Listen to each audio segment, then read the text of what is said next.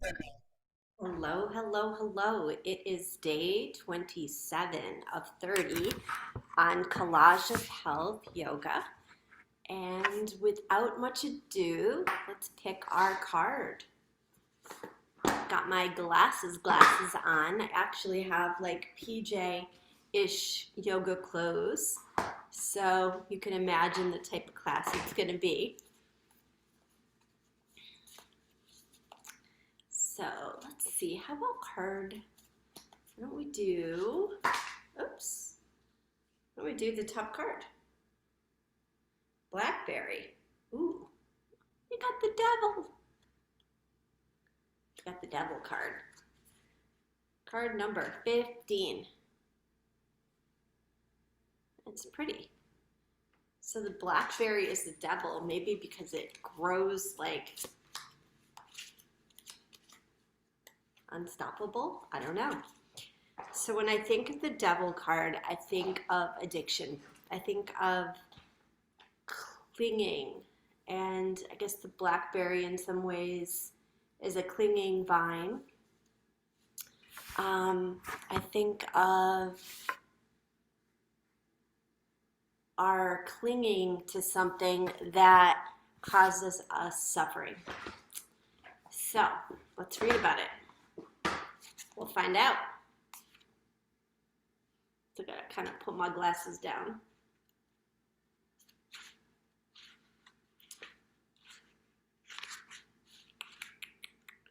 See if we can find it.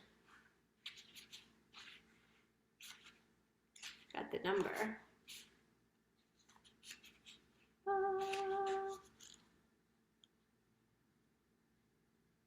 I should know the number.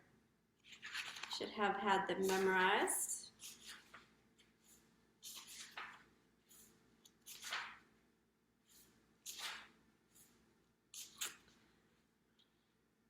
Sweet berries, sharp bramble, beware. Let awareness awaken the power of choice.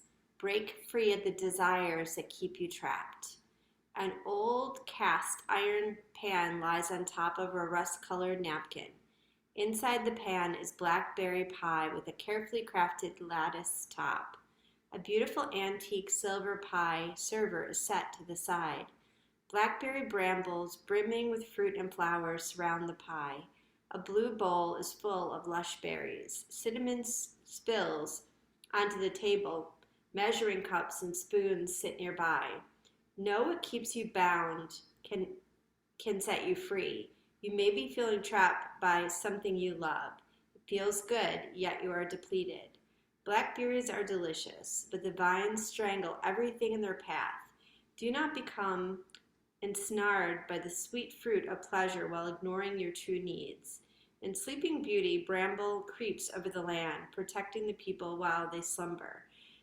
Blackberry can be safe but destructive hedge.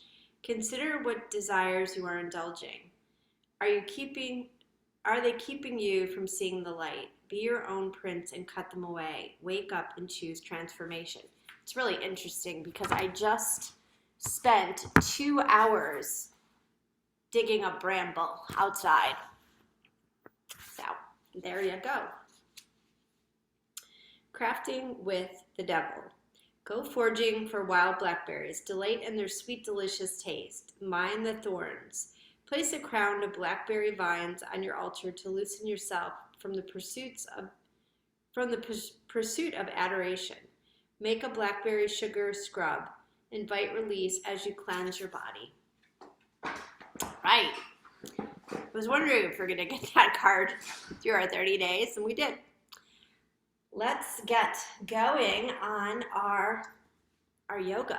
And we're going to have just a gentle practice by starting to move our neck around, our head around, I should say. Stretch the neck. And just rotate your head side to side, just giving the neck a little stretch. Drop your chin to your chest. Reach your arms up. Just hinge side to side.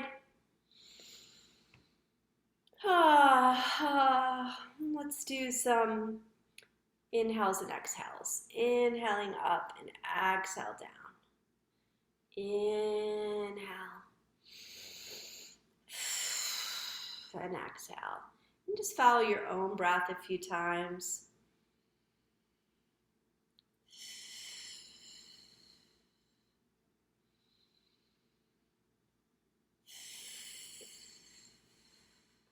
And turn to the right. And turn to the left. Cross your left arm over the midline of the body. Look to the left. And then cross it the other way. Look to the right. Pat yourself on the back. Just stretch it out.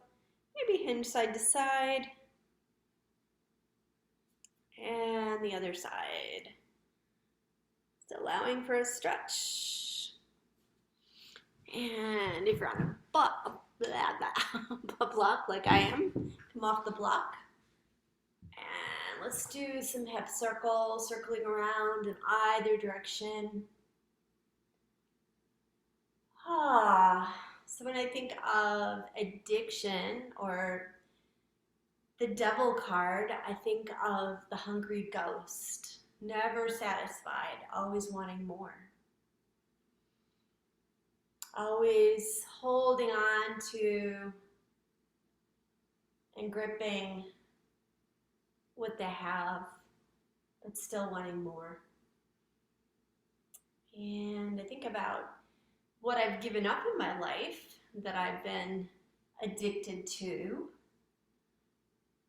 And I think about what I haven't given up, coffee. And I think I just come forward and back.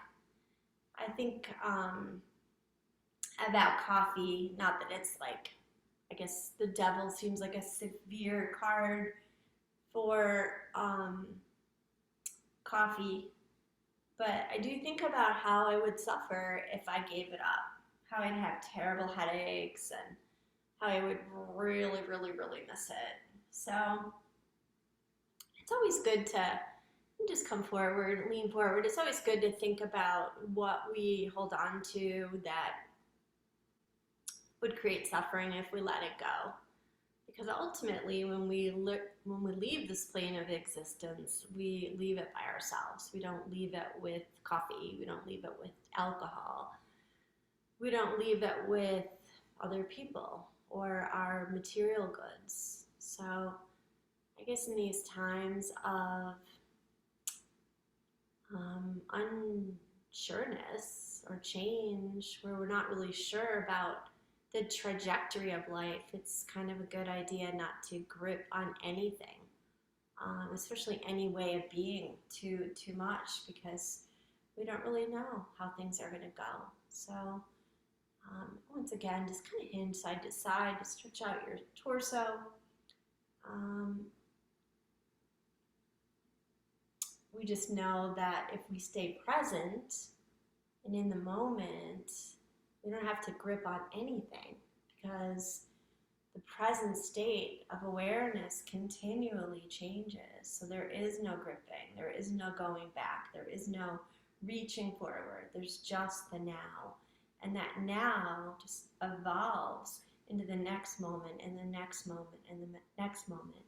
So it leaves us in a state of continually being aware of what's going on. And in a way, it keeps us in true reality rather than the perceived reality of the filter in memory. Let's just lean back, stretch our legs out, maybe hinge forward, just come into like a semi-forward fold. If you have blocks, you can take a hold of your blocks and you can come forward. Maybe hinge your head forward.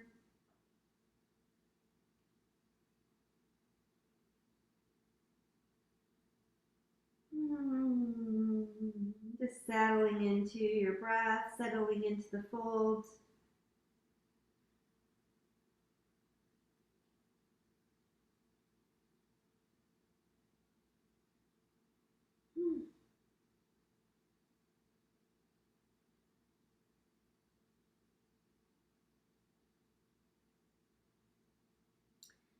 Inhaling, coming up.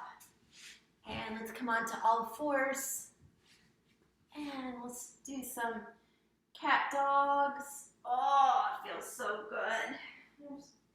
Gardening for, oh my goodness, pulling up bramble and pulling up other stuff for probably 2 hours. So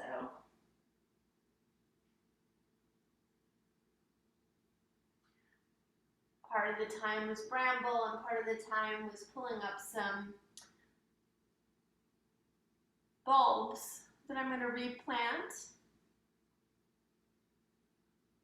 I'm going to think about it for a moment. Coming into downward facing dog. If you're in socks like I am, it'll make it a little harder. Your feet might slide. Jumping back to all fours. Coming into dog pose. Then coming into a neutral spine, lifting your right arm in the air. Coming into a little twist.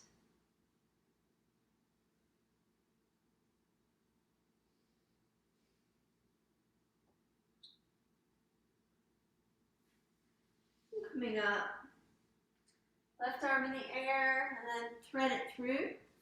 Coming into a twist on the other side.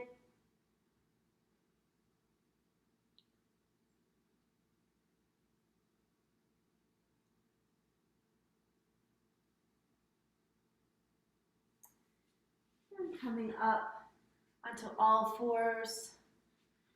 And let's step our right foot forward. Just going to come forward and back.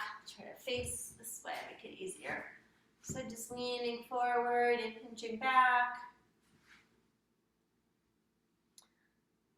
Just finding a little stretch in the front leg. And I was thinking about blueberry or blackberries, how what's sweet can be prickly, and then sometimes what's prickly or what's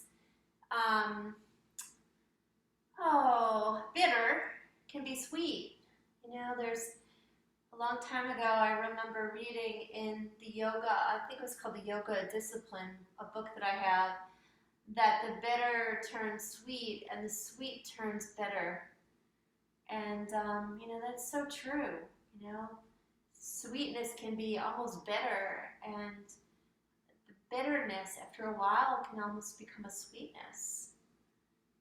And as we lean back, just kind of hinge back into this leg extension. So if you round the back, it takes it out of the hamstring, and if you flatten the back, it brings it in. And coming forward, exchanging your knees, back foot forward, and coming forward and back. So maybe taking some time to reflect on your own life and any addictions or any kind of kleshas or clinging that could cause suffering in your life that you have that you would like to look at least examine. I know for me, I kind of like to watch some YouTube shows. I'm kind of into this lady, Eugenia Diaz, who's a amazing permaculturist, and she seems to do everything so beautifully, and I love watching her videos. But, you know, watching somebody else's life sometimes can be inspiring. It's inspired me to get into my garden this week. But it can also be living life vicariously through somebody else's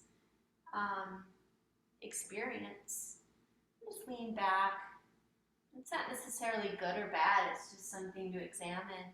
You know, am I addicted to watching other people's experience at the expense of not living my life? And I would have to say in some ways yes, occasionally, and in some ways no. Bring that knee back and sit back in child's pose. And in some ways no, because I find that I can be really inspired by other people's experiences that can prompt me to be motivated to be more full in my own life. So I think that is something for me personally to observe, and just notice if, I didn't have that, if there would be suffering, or if I could just move forward without watching videos. I have a friend who lost their phone yesterday, and they were all wigged out. And the takeaway for them was that there was an unhealthy attachment to their phone.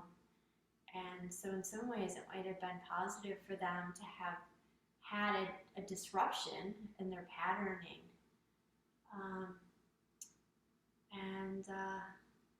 Yeah, I heard on a video recently, or on a podcast, the spiritualist was saying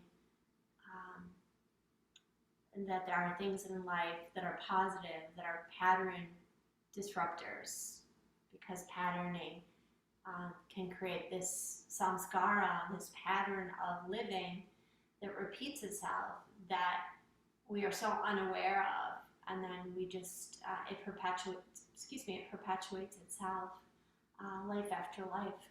And let's come up, let's see, what do we want to do? What do we want to do next? I think we're going to go into another favorite of my poses. We're going to go into Baddha Konasana. So taking the soles of the feet together and just allowing the body to come forward. Maybe allowing the head to be heavy.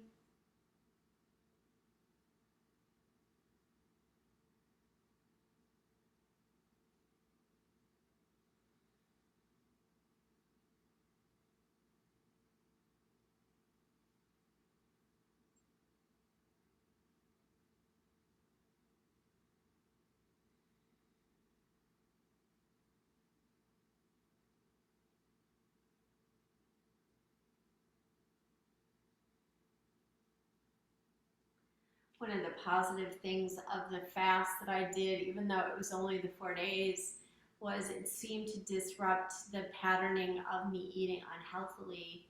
And I wasn't eating very unhealthily. I just had bought some chips and had a dessert one night, and I was just feeling like I was going down the trajectory of, craving foods that weren't good. And the 4-day fast was kind of a pattern interrupter. And I've noticed in the last couple of days, since the fast ended, I'm just so appreciative of good food that I've really, I've gotten on a really clean eating cycle. So sometimes just taking a step back and doing something differently can help you reset your behaviors. All right, let's go into a Supta Baddha Konasana Shavasana. And today I've got my eye pillow. So I'm going to take my glasses off. And if you want to join me, you can put maybe a towel over your face. Or excuse me, not over your face, over your eyes. Or a washcloth, I should say. Or if you have an eye pillow, taking a hold of your eye pillow. We're just going to hold here for a few minutes. Just allowing the body to be heavy. Allowing the breath to be light.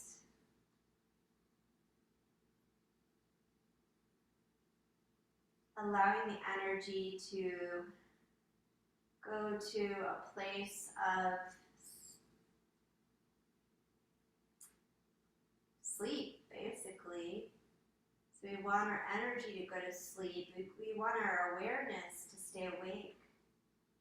So everything kind of flows down into the earth, into the ground, except for the awareness. And the awareness stays right where it is. So in some ways, it's like the materialism we spoke of. When all of that is gone, what are we left with? We're left with our spirit. And if we put all our focus into the mundane, into the material, then at the end of the day, we're left with nothing except that which disappears. So just staying with the awareness of all of that, or whatever comes up for you, without judgment, just observe and notice.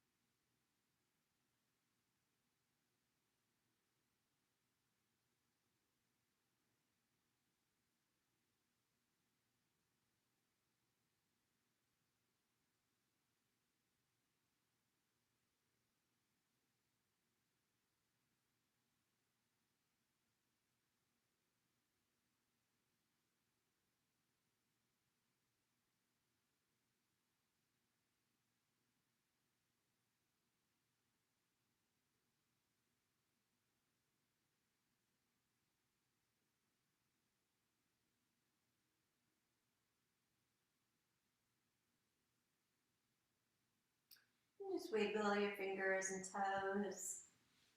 And remove the pillow or the eye pillow or washcloth, hinging side to side. Just giving the body a little massage. And when you're ready, coming up to seated.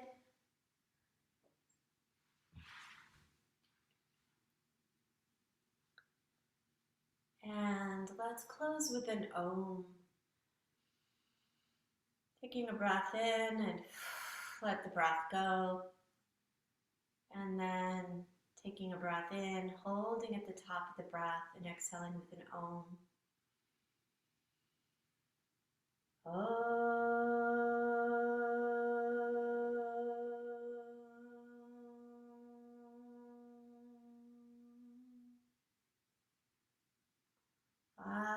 Shanti, Shanti, Shanti.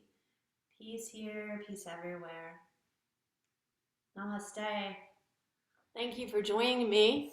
Have a good night. I will see you tomorrow.